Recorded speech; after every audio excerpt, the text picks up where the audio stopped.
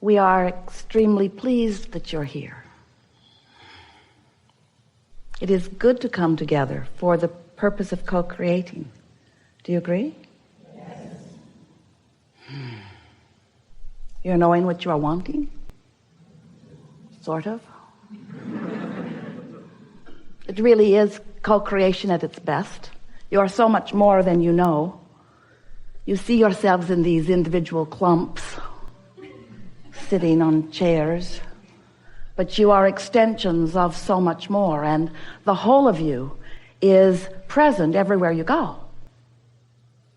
You were source energy before you came into these physical bodies, and the larger part of you still is. You are an extension of that, a representation of that, a very important representation of that. And sometimes you are so blended that the whole of you is present in a conversation, in a moment, in a thought, in an idea. Sometimes, in fact, more often than not, in your human form, you do, without meaning to, a fairly extensive job of pinching yourself off from who you really are. Anytime you are feeling any negative emotion, no matter how mild or extreme it is, that negative emotion is the indication of the pinching offedness. Spell check does not like Abraham very much. So when you realize that you are an extension of source energy, and the better you feel, the more you are allowing the whole of you in the moment, after a little while, that could be a very easy to recognize and easier than you may know right now goal to accomplish, because it is not a difficult thing to be fully present. Scientists are talking a lot, especially these days, about how much of your consciousness, they're calling it brain, you are actually utilizing, and they've determined that it's not that much. And we want you to understand that your brain is not a storage cabinet. It's not where your experiences have been stored. You are a transmitting and receiving mechanism. You are a vibrational interpreter, and your consciousness is about vibration. So when you focus yourself on some subject, on some condition, on some reality, on something that is important to you, as you give your attention to it, you offer a vibration, whether you call it thought or energy or belief. It's all vibration. It's all what you are doing with your focusing mechanism here and now. And the only thing that you ever need to hear or understand or practice, the only thing that matters in order for you to fulfill your reason for being and to live happily ever after, you got to understand the relationship between the non-physical vibration that is you, that is always vibrating, and you in your physical form. In other words, it's the matching or the mismatching of the vibrational frequencies of these two important perspectives that equal you. If you were really tuned in to who you are, there would be one frequency. It's the frequency of who you are, not a frequency of wanted and belief. When you want something that you doubt, you've got two frequencies going on. And the reason that you have two frequencies going on is because in the moment you identify something as a desire, the larger part of you becomes fixated on that desire. So when the larger part of you is focused upon what you want, but you are in any moment in time focused upon its absence or its unlikelihoodness,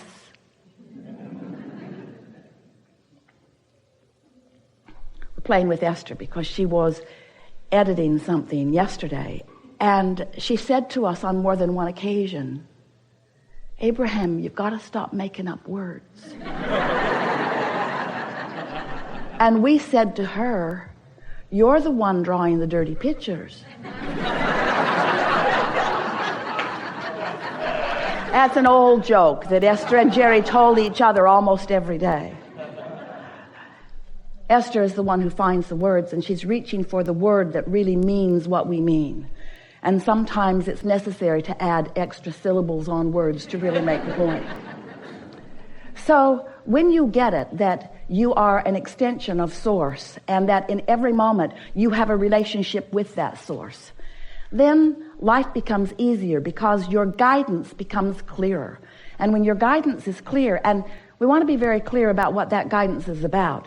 It's not about someone thinking you should do something different or that you should be something different. It's about you having defined who you want to be, and the guidance within you just helping you feel the path of most allowance, which is the same thing as the path of least resistance to that. You're sort of following what we're getting at? You are the one who has sifted through life, who has defined who you really are and what you really want. And then the source within you is just holding that frequency steady so that you can feel your way to it. Esther remembers playing a game as a child, and then later with her own grandchildren, the hot and cold game, where someone hides something and then they tell you whether you're warmer or colder in relationship to it. And if the person who hid it knows where it is, and usually they remember,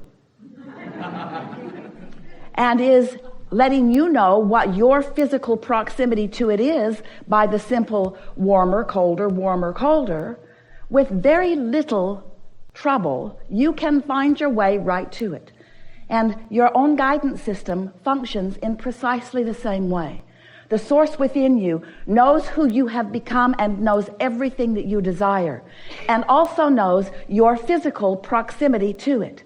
But even more important than your physical proximity to it, we want you to focus upon your vibrational proximity to it, because until you get your vibrational proximity sorted out, you cannot physically realize the things that you want. If you want something that you doubt, your vibrational proximity is all out of whack, because you are emitting a signal that keeps you from realizing where what you want is or how to go about it.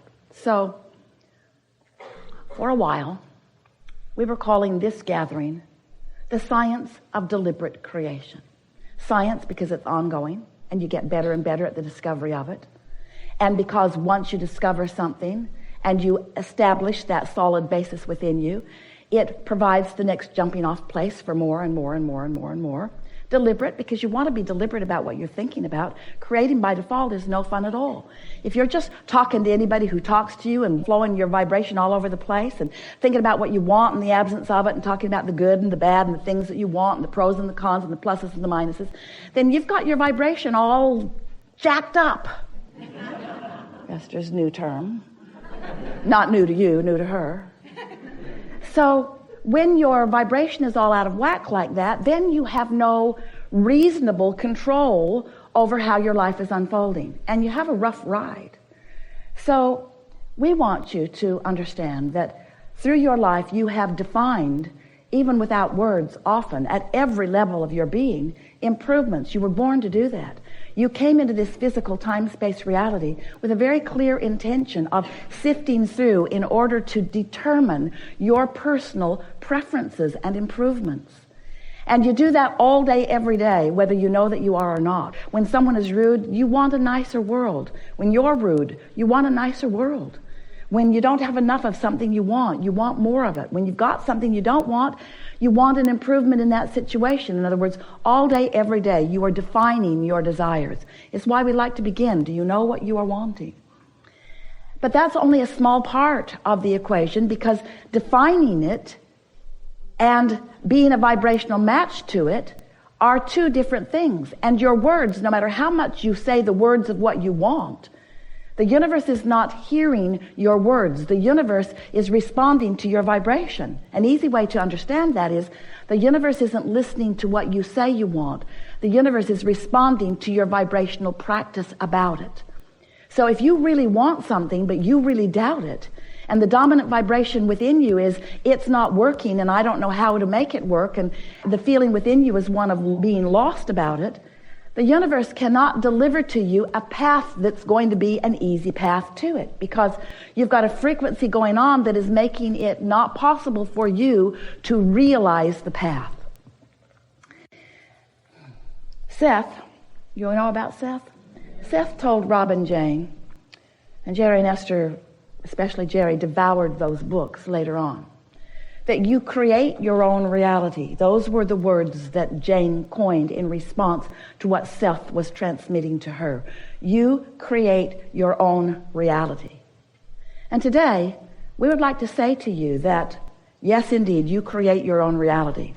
But there's a word that we would like to insert that will make it easier for you to understand. You create your perception of reality. You create your perspective of reality. You create your vibrational ability to see reality. You realize reality based upon what you are doing vibrationally. So, have you ever watched a documentary, or have you ever been in the experience yourself where you were an eyewitness to something that someone else was an eyewitness to? And since you were an eyewitness to it, you have a perspective of what happened. And as you explain your perspective, you're sure you're right because you saw what you saw. You perceived it. And then someone else explained what they saw, and what they saw was something different than what you saw. And you're sure they're lying. Because what you saw is very valid and real to you.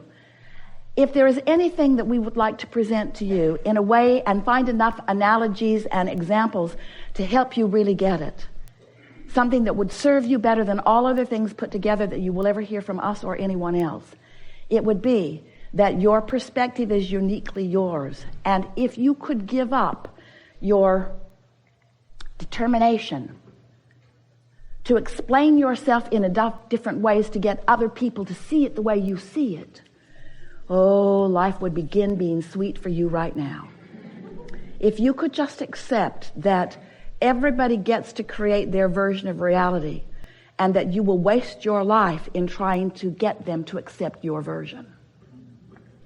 Because the life that they've lived and the vibration that they're offering is the reason that they see it as they see it. You can live in the same community and have two very different lives. And what most of you say is, well, of course we live different lives. That guy lives in a mansion and I don't. Of course his perspective is different than mine. That guy inherited money from his daddy and I didn't. Of course we have different perspectives. That person was born da da da da da da da da da. As you try to explain why you are not all living the same, you miss the only point that matters. You have different perceptions of reality over which you have complete control. But most humans do not exercise any control over your perception of reality because you're so busy dividing and defining and cataloging and pigeonholing reality into different piles and placing judgment upon it. Oh, that's a bad thing. Let's put all those bad things over there and those bad things over there, and they're different in their badness, but they're bad things. And as you spend that natural time defining whether you want it or not, you also, without meaning to, practice the vibrational frequency of the very things that you put in the bad piles. And then, because it's part of your vibration, it prevents you from discovering the good piles, because your vibration's all wrapped up in what's in the bad piles. And then, we love you so much. You know what's coming next after that statement. And then, you look to something outside of you to make the difference. You look for someone else to fix it. It started with your mother or your father or someone up close to you. Please change this condition. There is a condition in my reality that I see that I don't like. And when I look at that condition, I feel bad. And I don't want to feel bad. That's the first thing you knew about yourself. You don't like feeling bad. So when you're looking at a condition and you feel bad, and you associate feeling bad with that condition, then of course it's logical, we get it, why you want that condition to change. But you are not the boss of those conditions. You are not the creator of someone else's reality. You cannot control the conditions